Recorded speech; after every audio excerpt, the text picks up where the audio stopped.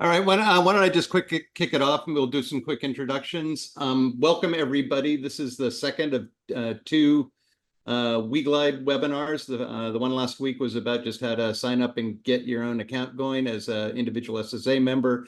This one is focused more on soaring operations and groups of pilots who want to fly tasks and race and that sort of thing, and how you set up just simple local contests to kind of get people's juices flowing around flying cross country, flying tasks, and that sort of stuff.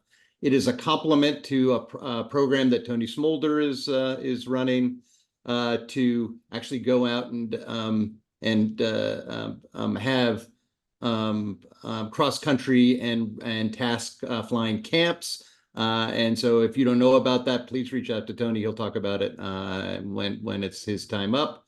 And then also joining us, John Godfrey, who has been central to a lot of the WeGlide efforts, especially on the tasking and contest side. And then my name's Andy Blackburn. I'm the chair of the SSA Contest Rules Committee.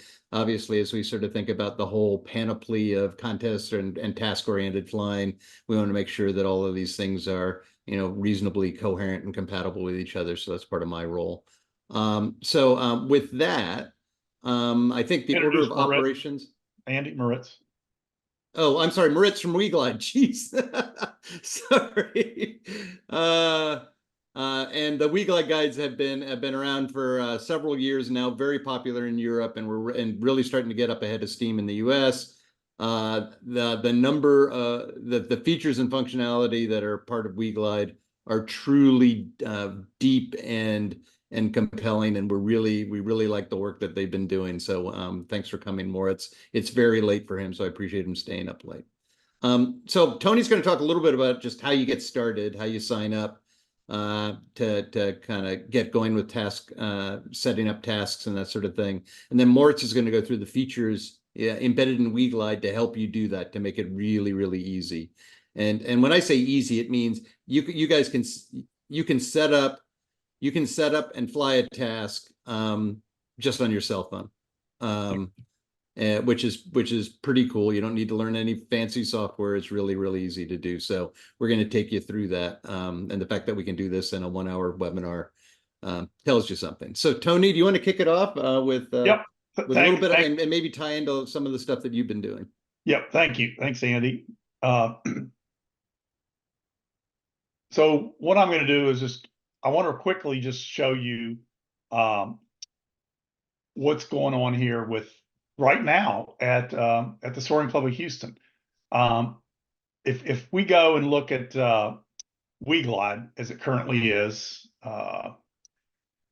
everybody's got there's a home page and you've got a profile and so forth. But one of the really cool features of WeGlide is the ability to set tasks and have them scored as a local competition. So when you click on this little bar over here that says task, you'll come up with all the tasks that either are yours that you've done, and you can see I've been pretty active setting tasks, or you can click on all, and you can see all the tasks that have ever been declared. And I don't know how many there are. There's probably thousands. But I'm just going to quickly go to mine because I've set this one up earlier today. I've got some set up for the Hobbs Cross Country Camp. I've got one set up for Merlin. But this is today's task at the Soaring Club of Houston. So when I click on it, you can see that here is the task. But what's really cool is you can click on a button called Watch Live. And you can see, who would have thought Kilo Mike, Ken Sorensen, is still flying. And he's already flown 133 miles on the task.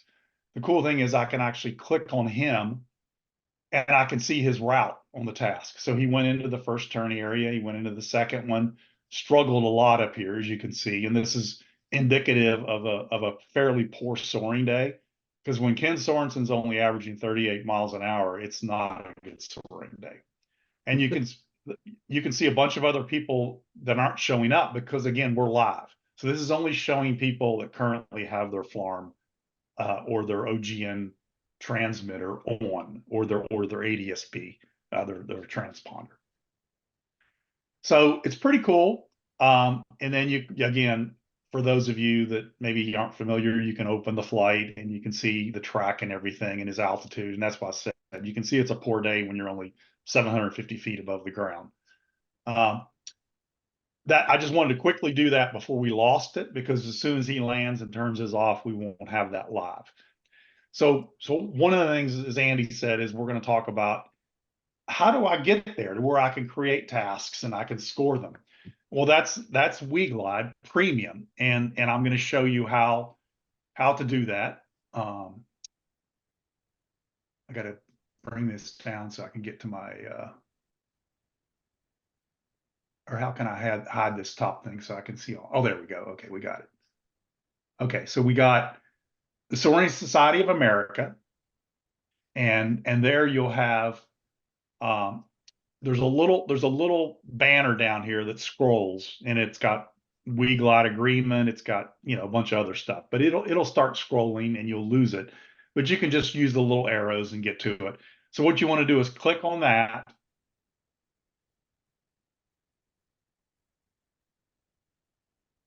And the squirrels are moving.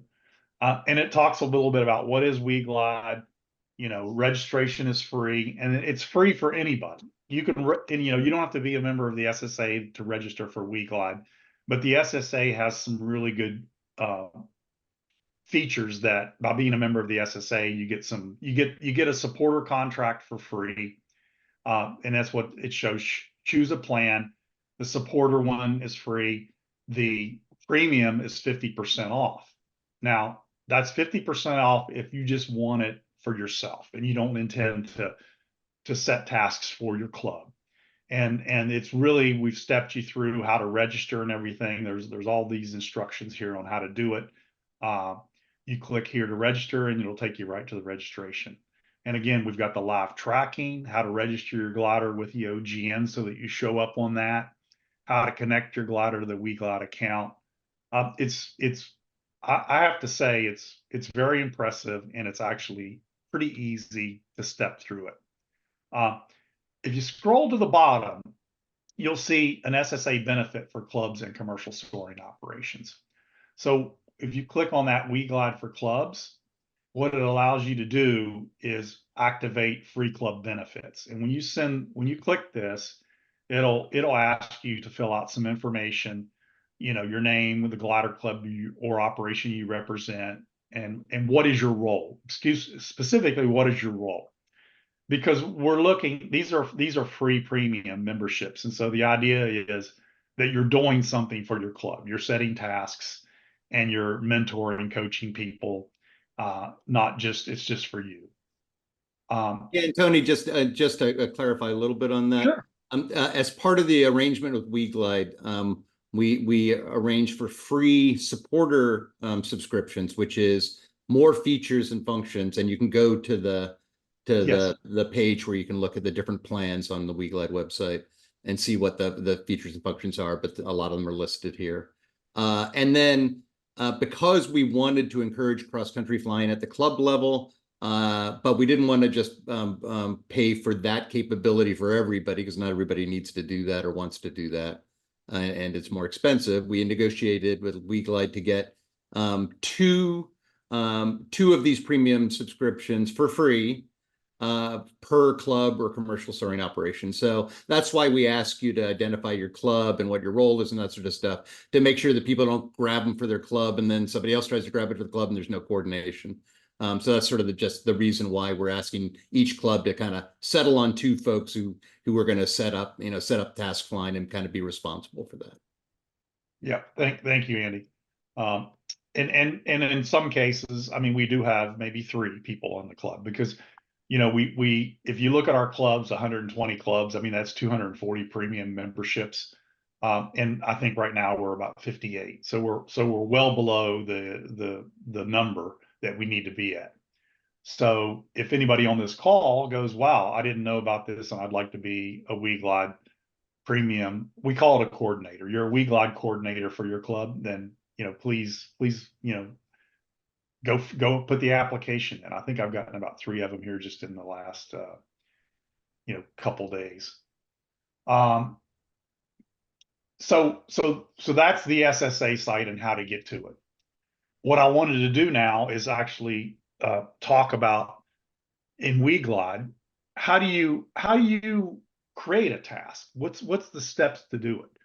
Well, the first thing is you have to have waypoints, and there's three different ways to do that. You can get them from what we call the worldwide turn point exchange. You can get them from either creating them in CU, or you can create them actually right in WeGlide. And so what I was going to do is just show you how to do them all three ways real quickly, because I think it's probably less than 10 minutes to show you that. But you go, well, where are those waypoints show up? So they're going to be under your profile. So if I click on my profile, you'll see I have 5 waypoint collections. And another thing I would really encourage everyone to do is tell us a little bit about yourself in your profile, because everybody else can see that. And it's kind of nice to go, okay, who is this person? And you can see just as introduction, I've been flying sailplanes since 1992, and I'm also the SSA cross country development chair. And my real passion is getting more people flying cross country and racing.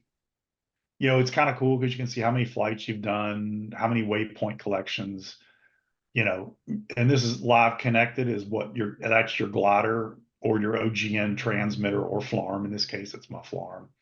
And there's a little bit of statistics, which is kind of cool when you join and kind of, that type of thing. Now, these are hidden, so don't worry about people got your birthday or, anything available. That's hidden, so nobody else can see it.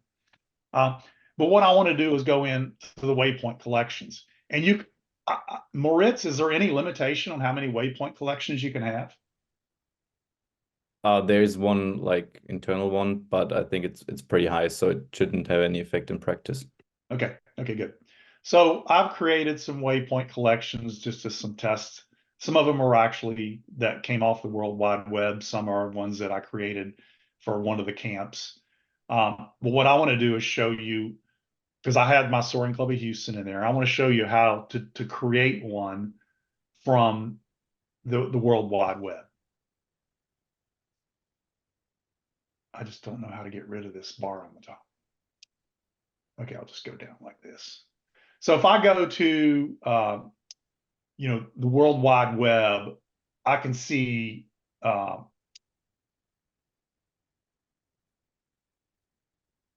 going to go to Soaring. I'm going to go to Soaring Society of America.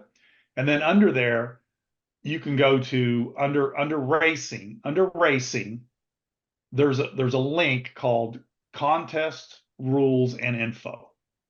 And that's where you want to go. And then under there, you'll see other information, WinScore, which is a scoring program that we use for the SSA sanction contest, turn points, which is equivalent to waypoints. So that's where you want to go. And this is a website that John Liebacher maintains, a database of all the turn points. So you can click on that, and you can see you've got pretty much worldwide. So anything in the world. I typically just click on, if we're doing this for SSA, it's going to be North America. And then I just scroll down to what state I want. So I'm going to go down to Texas, and I'm going to grab the Soaring Club of Houston. Okay. Tell me that somebody deleted it. There it is, Houston. So you'll see that there's several. So just make sure you pick which club. So we've got Waller and Wallace, which is a Greater Houston. So I'm going to pick Waller. And there's a lot of different ways you can view them in a PDF. But what we want to do is really just go to what's called files formatting for downloading and importing into your program.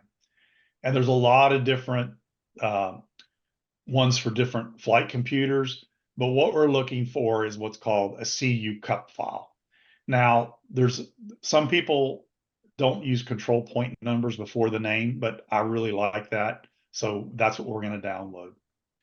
So I'm going to download that, and I'm going to save it just on my desktop, just because as a practice. So now I've downloaded a waypoint file. So you go, okay, great. How do I get that into the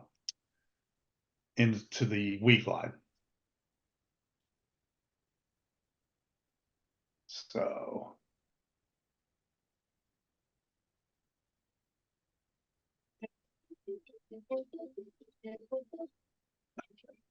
sorry.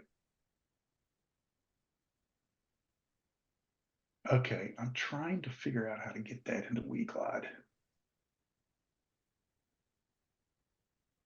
Okay, well, I'm just going to go back to the browser.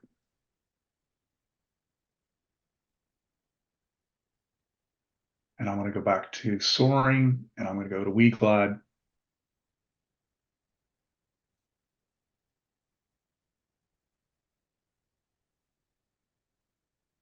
And under my profile, we'll go to Waypoint Collections. And then what you've got to do is create a name for it. So I'm just going to say SCOH, and I'm going to create that. And then what I can do is edit it. And when you go to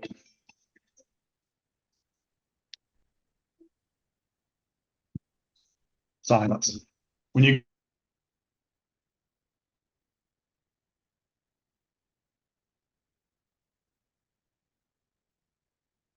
and grab that, and I'm just going to drag it in there.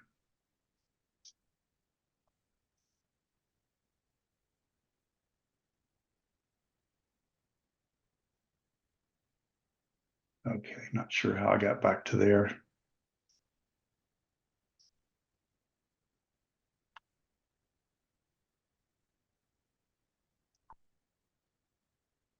Apologize, but it seems like this is messing me up. So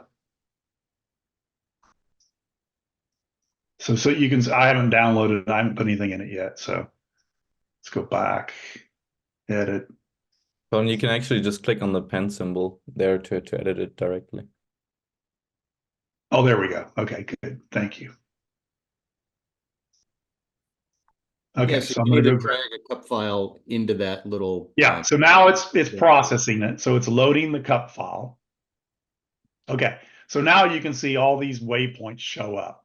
And the reason in Soaring Club of Houston and a lot of people use the number before the name is because you can see as we get down, there's also all these airports that aren't official turn points. And so when you're flying a competition, you don't want to accidentally go to one of these airports and not get credit for it. So as long as it's got a number before it, it's fair game.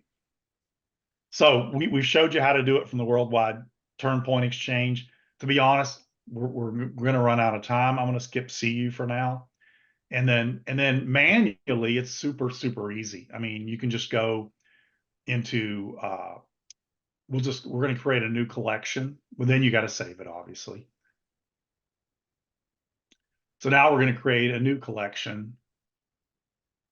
And I'm just going to call it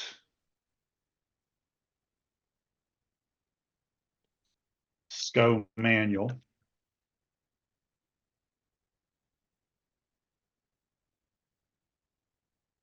And then what you can do is there's no waypoints in there, but what you can do is go, let's say you just want to use airports or something like that.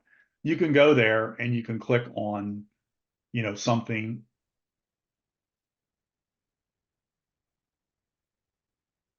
Oh, edit right there. Okay, edit. So you can just go add waypoints. And to be honest, I haven't done this too much, but yeah. So there's one you can name it, SCO. Create. So you can create your own waypoints in WeGlide, but I encourage you if your club already has one on the Worldwide Exchange, use that one because that's what everybody's going to be using. And if you need help if you haven't used this webinar is a little bit outside of the how to use CU, but CU is very powerful, and I encourage you to go to the Navitor website and get it. I think it's $69 a year, and it's well worth it. You can do a lot of good analysis. So we've got a waypoint collection. So you go, great. Now how do I create a task using that?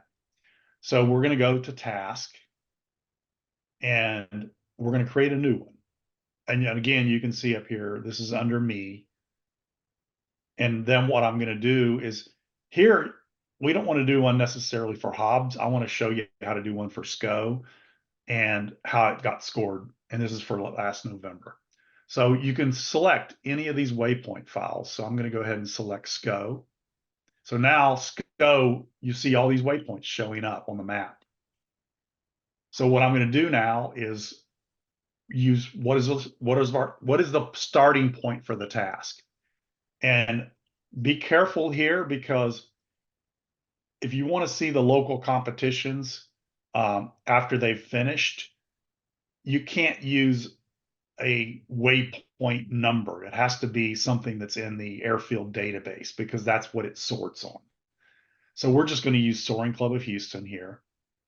And then what we're going to do is drag that to this was a day from, like I said, November 4th, and our first turn point was Belleville. So I'm going to zoom out a little bit, and I'm going to go down to where Belleville was. And this one I do want to use the number, because that's the one that we're going to define the turn area cylinder around. And then we went from Belleville up to Anderson. And then from Anderson, we went down to Fairweather.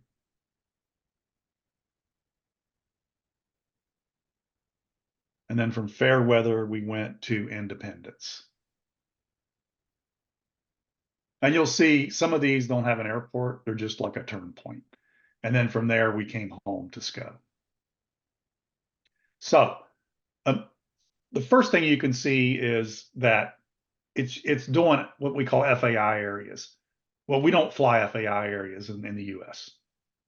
So we fly cylinders in either 1 mile cylinders on a racing task or a turn area cylinder.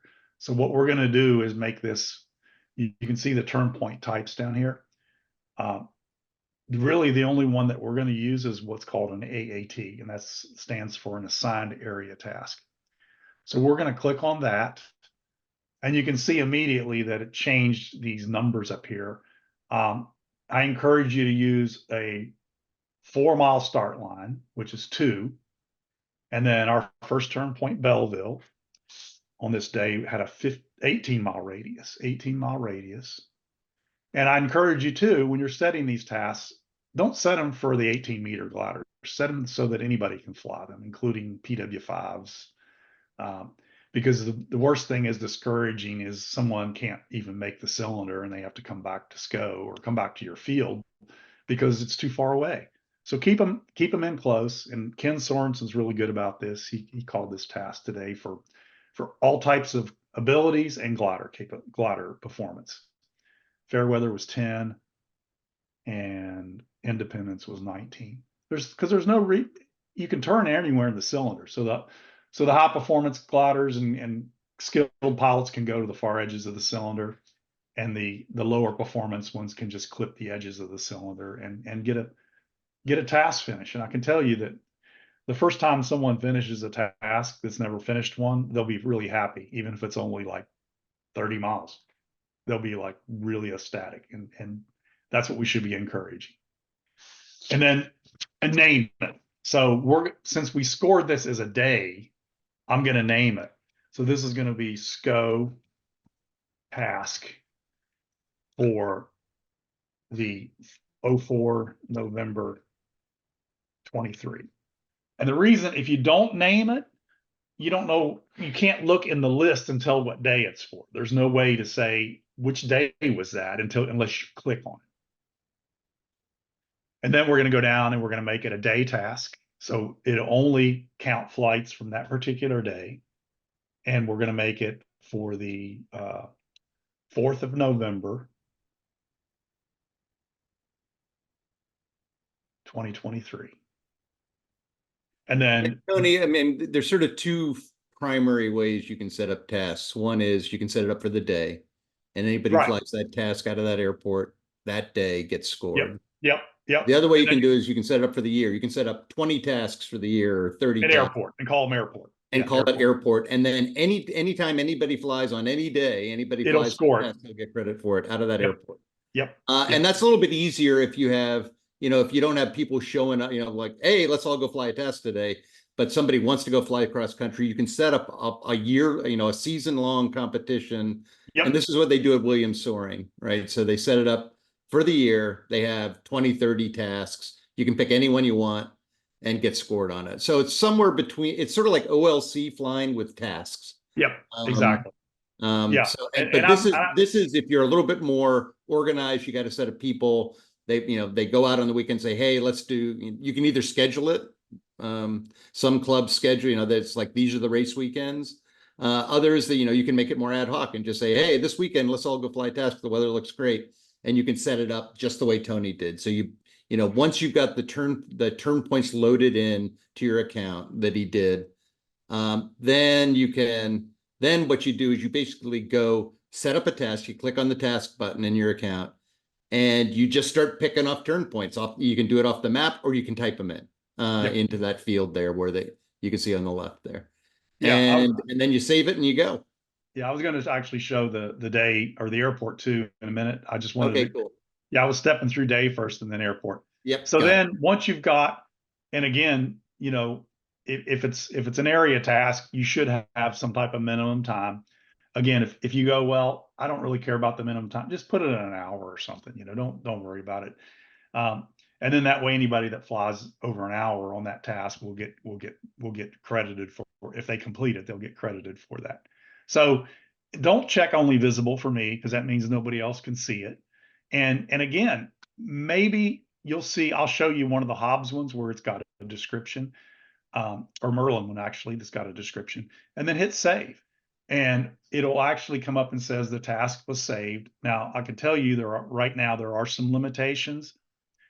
It has to be 100 kilometers currently to the centers, but they're going to fix that with a WeGlide. Moritz said they're going to fix that, because we're setting some tasks at Hobbs for 126s. We can't have 100 kilometer. These people have never even gotten more than 5 miles from the airport. So, you know, this is about encouraging people to learn to fly cross country, not about the hot dogs. So you can see here, we've got it saved, and it says it's a local competition because, again, I selected it's for the day. Now you go, there's no flights yet, but there are.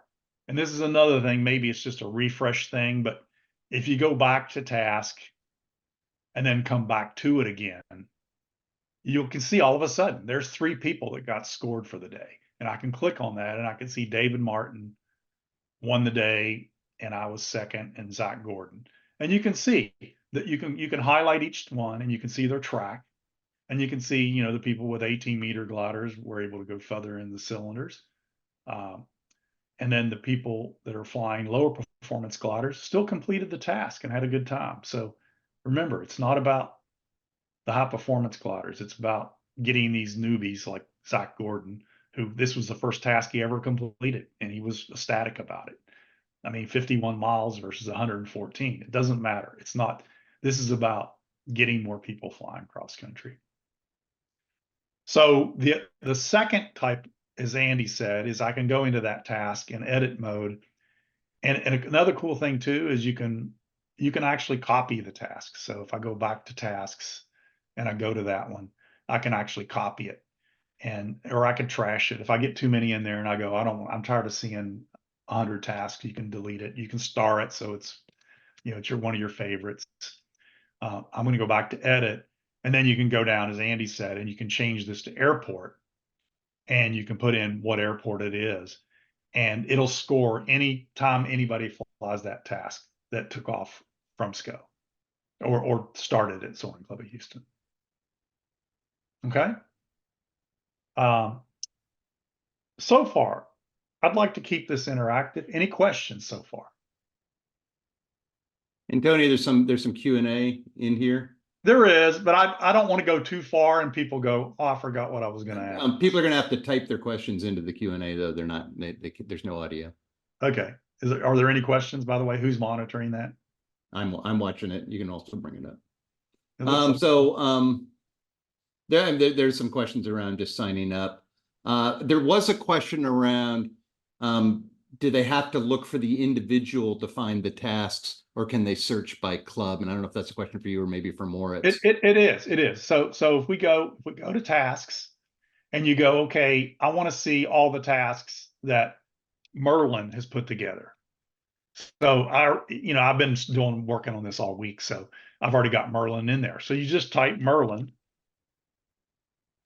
And Merlin's a club or Merlin's an airport? It's an airport. I was actually going to ask Moritz this.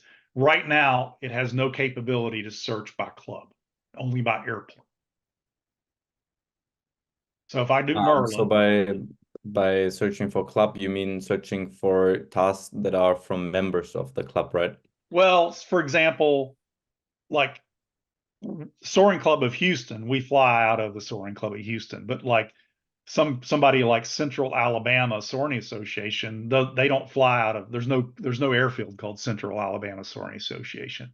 So there's really, if you go, okay, I'd like to see all of the tasks that Central Alabama Soaring Association created or flew, you have to put their airport in Salaguga or something like that, because there's no way to, I don't think, unless you can tell me differently, I don't think there's any way to search by club for all the tasks that club created. The reason we don't have that yet is because we don't have an association from club to airport. So if we would make it filterable by club, it would basically just show all the tasks from all the club members. But if they were, for example, flying overseas, you would maybe see tasks you would not expect to see. But we can definitely look into it. It kind of sounds like an interesting filter. But normally you'd be fine just putting in the airport for your club and searching for that airport. Yeah. Most clubs only fly out of one airport. Yeah.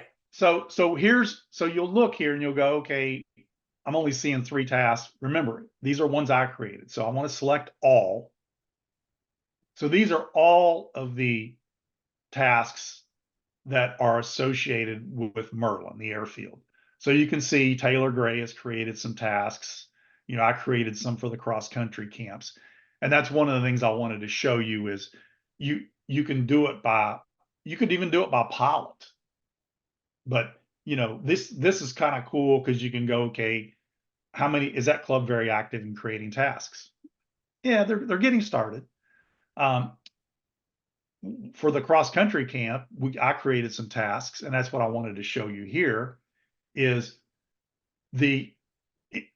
I encourage you to put descriptions in. So I said this task is for the pilot new to cross country soaring. It is suitable for marginal weather soaring days, and on better days, a pilot can venture deeper into the turn areas for more distance. And you can see 2 nautical. So you're never more than about 6 miles from Merlin, but yet you could fly anywhere from 20 miles, and if you went to the far edges, 104 miles. So this is one that we're going to use during the camp at Merlin. And I would, again, the reason I had to make these cylinders so big is because I had to meet the minimum of 100 kilometers. And so, because if I don't, it won't save the task. I can't save the task. So maybe let's take a quick, maybe let's take a quick look at the questions here and see if yeah. Andy, I'll let you just read them to me instead of me. Yeah, that'd be fine. How can I find the task? I don't know. I'm not sure exactly what that means. But my guess is that you just go if you're I'm guessing if you're a pilot and you want to find the task and then download it to put into your computer. So I'm right now showing all the tasks that have ever been put into WeGlide. Okay. So you want to find the task. I'm hoping you know where you're flying from, airfield. So for example, let's put in, I'm going to go to Black Forest because they've got quite a few. Actually, this is another one. You got to know what airfield it is. It's Kelly Air Park. So if I go to Kelly, you'll see here's all the tasks, and it's kind of cool because graphically you can see them here too. Here's all, and you can highlight the graphical one and just to see which one it is. But here's all the tasks associated with Kelly Air Park. And you can see here, if I X that out, all of them will show up again worldwide. So there's some, if I go to, you can actually do it by distance too. And I've never done that. And by pilot, I don't know what that means, but I mean, maybe we'll just test it and see what that does. I don't know if this is all the tasks that I created. Yeah, so these are all the tasks I created. So if somebody in your club's creating them and you go, well, I'd like to see all the you could do it by their name, but probably better just to do it by the club. So a couple other questions. Do the airport tasks reset each year, or can the coordinator reset the task record for a fresh start? I don't know if that's a Moritz question. They don't reset currently. I think there's a way in there to filter by season. If there's not, we'll add it. Okay. How are flights associated with the tasks? Is the task selected when uploading to the IGC file? No. Okay, I So think this is a very important question because it's very important to understand this part. So when talking about tasks on WeGlide, there's basically two different ideas of tasks. And Tony has talked about the idea of local competitions. And this is you can put in a task even after flying, and then score arbitrary many flights on it, meaning all the flights who flew that task. So if we are flying from an airfield together with some other people, I can put in a task in the morning. We decide to fly it, and then I see who scored on the task. So this is kind of like a bit more similar to what you get from Soaring Sport. But then there's also the idea of task flying by yourself, of setting a task before you go flying, which on WeGlide you can either do offline in your logger or you can declare it online on WeGlide. So this is only one task which you associate with your flight yourself. And I'll cover this in the next section after Tony is finished. But it's very important to understand that these are like two very different concepts of tasks. yeah, and in fact, this is an example, and that's why I called it Merlin test. So Jim Garrison flew a task on the 18th of March, and he didn't declare anything. He didn't actually go to any particular waypoint. But I told him, I said, and this was one of my exercises yesterday, I said, I'm going to create a task that contains your flight trace and see how you scored.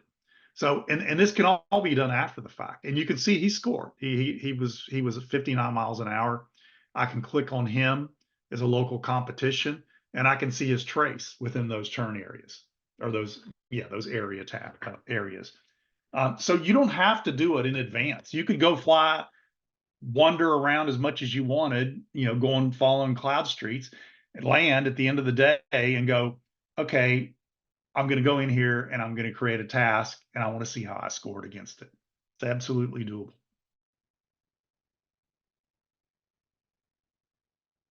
So what other questions do we have around task creation?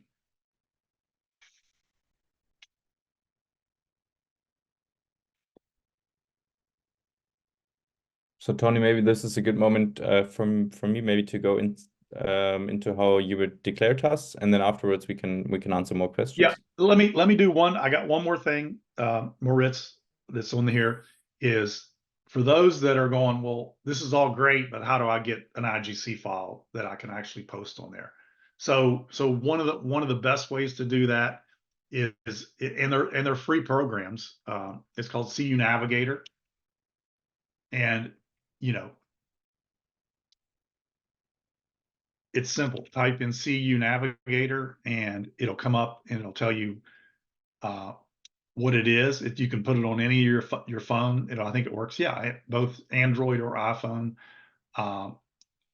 I can't say enough good things about it. And the free version is fine. It allows you to navigate. It allows you to save your flight. But the real power is the CU subscription bundle, because then that allows you to do some really good analysis. And if you want a dedicated one, the UDN, I just got one of those and I'm still learning it, but that's another nice one. But CU Navigator, you literally go to the app store on your phone. And I downloaded it yesterday on my new phone, and you set it up, and turn it on.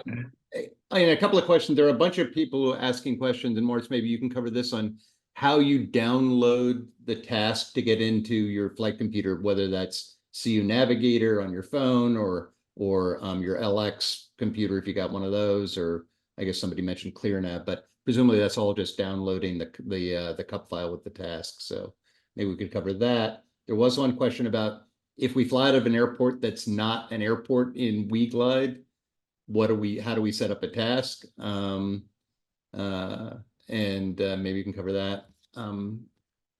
Let's see what else. Our tasks. So maybe I just get started on the first question. So how do you get the task into your device? This depends on the device you're using. If you're using CU, you can always download a task as a CUP file. And depending on how you use CU, you can then there's different ways to get these CUP files into CU. And I hope we can make some progress for an even better integration soon.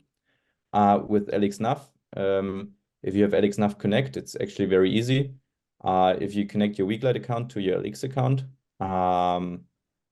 just go to connect.lxnav.com. And then you can basically from your device select tasks in your WeGlide account, which you can download. And for XCSOR, there's also an integration directly from XCSOR. So it really depends on the device you're using. We also have some more information on this in our magazine if you search for tasks there. Great. Okay, maybe Tony, is this a good time to hand over to Moritz? It is. I wanted to show CU Navigator, and then it was over to Moritz. And we can go over a little bit if people want to stick around and because I think we're running a little long on time. So Moritz, over to you. So I think you were going to talk about declaring a task, Moritz. I think that was the next item. Moritz, did we shorten up the minimum task length? It was 100 kilometers. Did we make that shorter? Yeah, we'll make it shorter. Okay. I think we're going to take it down to like 30 kilometers or something I'm sorry, 30 miles, like 50 kilometers, which is pretty short. Well, you got to remember, yeah, so, we're doing 126s at Hobbs. Yeah. So we were going to shorten it up. It's currently 100 kilometers, but I'll pepper more questions in as we go. But just to summarize, you can if you're on WeGlide and you set up and you go to a task that's been created, you can download the file for that task. So maybe you can cover that briefly, and then that file will be, I guess, a CUP file, right, Moritz? Yeah. So if I just go to any kind of task, for example, this is a task of mine, I can click download and I can select CUP, task, or JSON. So 3 different possibilities. And this will directly download the task. And then you just go to your whatever your flight computer is you want to load it into, get the manual for that, and figure out how you load a task. It's typically a CUP file. Most of them will read a CUP file. Yeah, and that's the advantage of the CU is, you can go to the cloud and just open that CUP file, and then it's basically there, and then you can just do there's a barcode thing. You can just take your flight computer and do a photo of it, and it'll load it right into it. So yeah, I mean, we've already touched that there's also the opportunity to declare tasks in advance on WeGlide. So the first question is, why would you want to do that? Basically, I think it's a really good way to improve your flying. So in Germany, it's very popular. A lot of people do it because it makes you think about the weather in advance of the day. And I also think it's really nice to set ambitious goals because it really, even if the weather is kind of sketchy, it sort of sets an incentive for you to try out new stuff and to push yourself. So I think it's a really good way to make some progress in your soaring. And previously, like in the years before WeGlide, you would always declare tasks in your logger, and then depending on the logger you're using, there's different ways to do that. With WeGlide, there is now also the option to declare tasks online. So basically, before you take off, you just declare tasks in WeGlide. It's very simple to do that. So you would either go to the task section or to your profile. I'm heading to my profile now. And you can see here in the section on the left-hand side, it says no task declared, and it says declare task and get up to 70% bonus points in national competitions or local competitions. So if I click on declare here, it'll basically take me to all my tasks, which I've already planned with WeGlide. I can select any of the tasks, and then I could still edit it or do something with it here. And here it says declare for national competition. And it also says this will override all declarations in your logger and on WeGlide. So if you have a declaration in your logger and a different one in WeGlide, we'll always use the one which you've put into WeGlide. So now I could say, okay, I'm flying tomorrow. This looks like a nice task. I could just click on declare, and it says success. So this task is now officially declared for tomorrow. And what's going to happen if I put in, like, if I go flying tomorrow and I achieve the task, it will show up on the flight itself. So, for example, if we go to the flight list, on the upper left-hand side here, you can select the kind of contest. So there's the free contest on WeGlide, which is the default one, which is basically we just find 6 legs in your flight, which give the longest distance. There's also a sprint where it's about the fastest 2 hours. But you can also see here tasks. So if I click on that, you can basically see all the latest tasks that people have flown. Obviously, you can also like do all the stuff which you can always do in the list. You could, filter for pilots or whatever. And then here you could see all the tasks which I have flown so far. If we just go back, for example, Boris has flown tasks. So if we just click on the flight, you can now see how such a task which you've declared in advance shows up.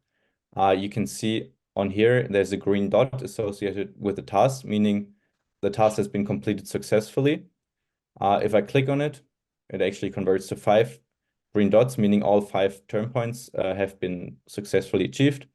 And you can see the task here on the map. Also, if you scroll down a bit, you see a task section showing up in the statistics. You can click on it. You also see some point calculation. So you get a bonus points if you declare it in advance. You also get bonus points for like declaring triangles and out and return flights. And then you can see all the statistics. And I think this is cool because everyone sees that you declared the task in advance. And you can always like compare yourself to others or like see all the tasks that you have flown. Also, what we do is if you go to the badges, so we covered this in the last webinar, you can also see that some of the badges, which I have not achieved yet, are for tasks. So for example, if I scroll down a bit, you can see the Explorer. The first stage is achieve a declared out and return flight of at least 250 kilometers. And then you can see there's different versions of it. So Baptiste, he's already done the 5th version, where he has declared a flight, out and return flight of 1,250 kilometers. So if we click here, we can see that, yeah, this very incredible flight across all the north of Spain. And there's different badges as well. There's a badge for declaring triangles, also a badge mission completed for declaring your first task online, not in your logger, and achieving it. So I think declaring tasks for yourself is a really cool way for you to make some progress in your soaring.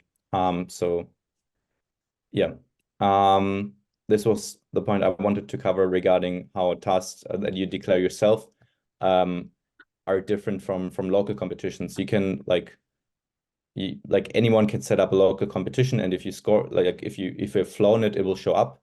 But there's only one task which you can declare for your flight yourself in advance.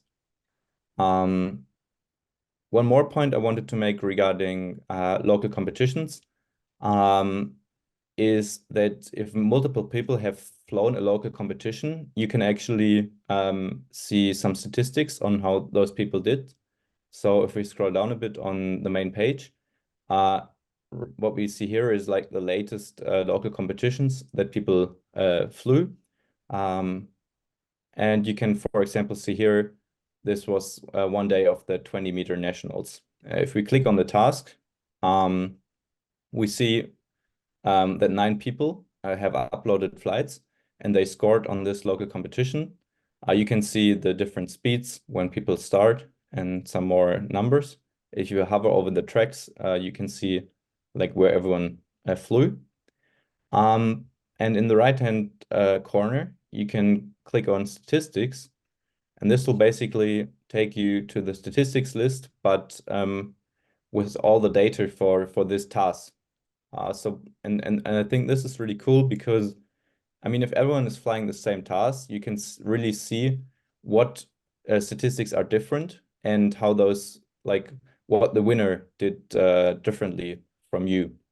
So, for example, if we look at this, we can actually see that the people who were a bit slower, they had a bit, they had a higher percentage of time which they spent in attempts. So attempts is where you go in a thermal, but you don't really gain altitude and you're just searching for lift. So having a low number, like spending a low percentage of your time in attempts is obviously a good way to be faster. You can also see here, interestingly, that the winner on the task, his average thermal strength was 1.8 meters per second, which is not the best from all the people flying. So he was the fastest, even though he did not have the best climbs, which I think is interesting.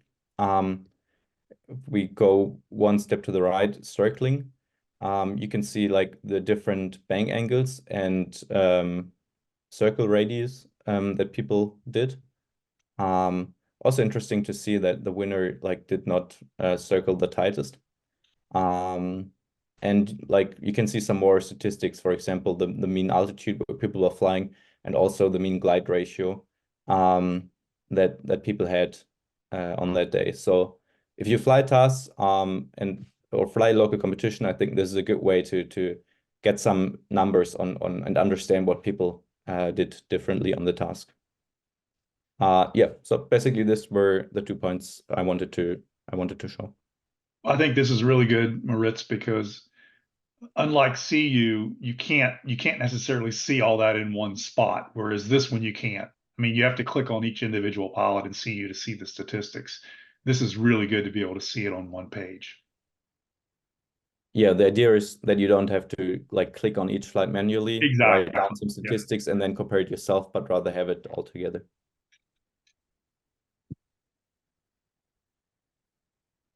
Andy, do we have some more questions? There was a question about, hang on, we have more and more questions.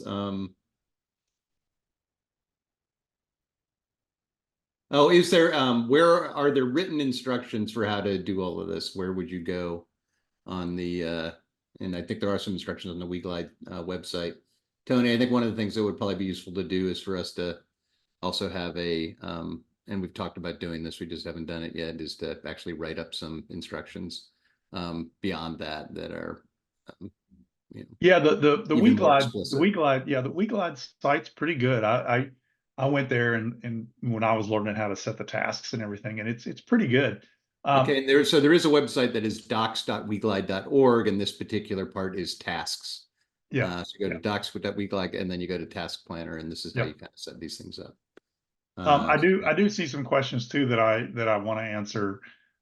Somebody said you get an error saying that AAT task cylinders may not overlap.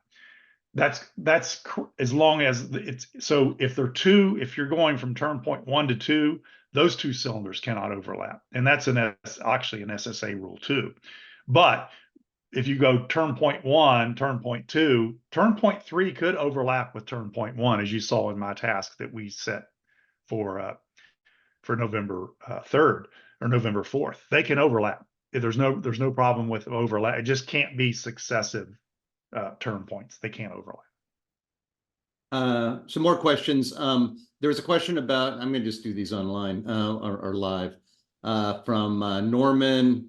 As a supporter, I cannot add a waypoint collection, question mark, exclamation point. So a couple of things. And one thing is,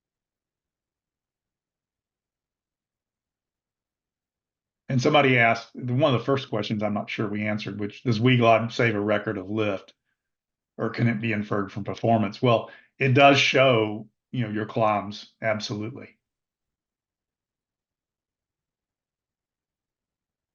Yeah, and I think that there's more coming on that, if I'm not mistaken, right, Moritz? Yeah, there will be big updates coming soon. We'll also send out the newsletter and in our magazine. And I think this will also be a good improvement to how you can analyze your Yeah, flights. so- Also, we so- will provide some more data in flight. Yeah, so watch this space. There's more coming. Somebody asked the benefit of setting up a task before the flight versus simply uploading the flight and a task after it's complete.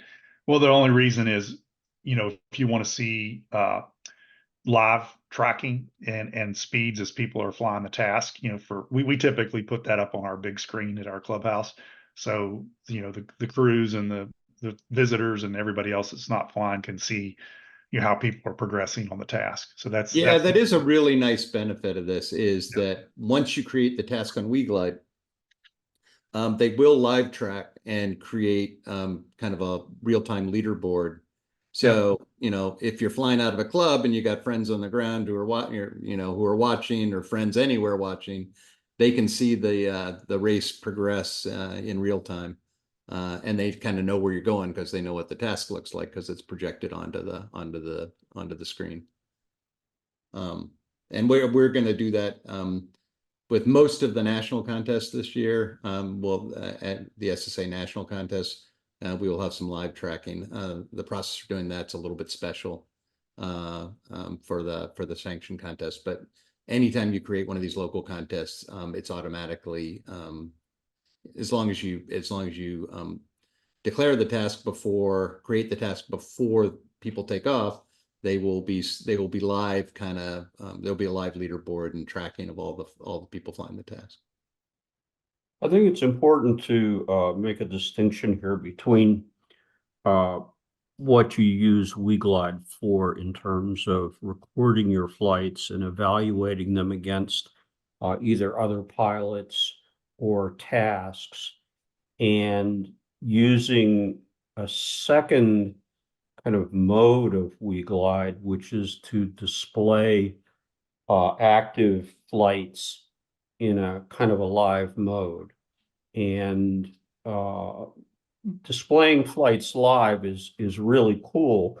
It depends on you having a robust OGN ground station network, but it's not something that's core to the utility of what we're talking about here, which is how to get something out of uploading your flights and comparing them against other people who have done the same thing. Yep, I agree with you, with John. As Moritz showed, the person that won the day at the Nationals wasn't necessarily had the best climb rate. And so a lot of the things you got to look at is, maybe they were getting a better glide ratio between thermals. So we find that all the time when we do our flight analysis at our club is, typically the person that has the better, what we call netto, that means they're spending more time in lifting air, which means that they're getting better glide ratios, typically win the day.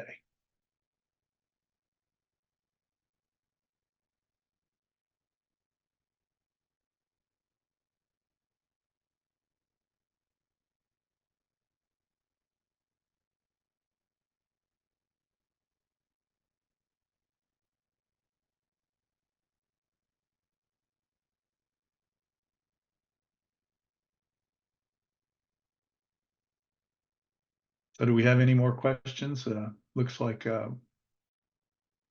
Hey, Moritz, how do you guys want to get feedback on just the names of various features on your map? I know you guys sort of did that outside in.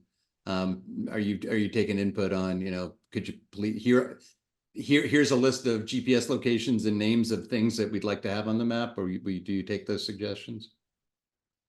Yeah, we do take them. We do accumulate them because obviously there is a whole tool chain involved in having this information and then getting map out.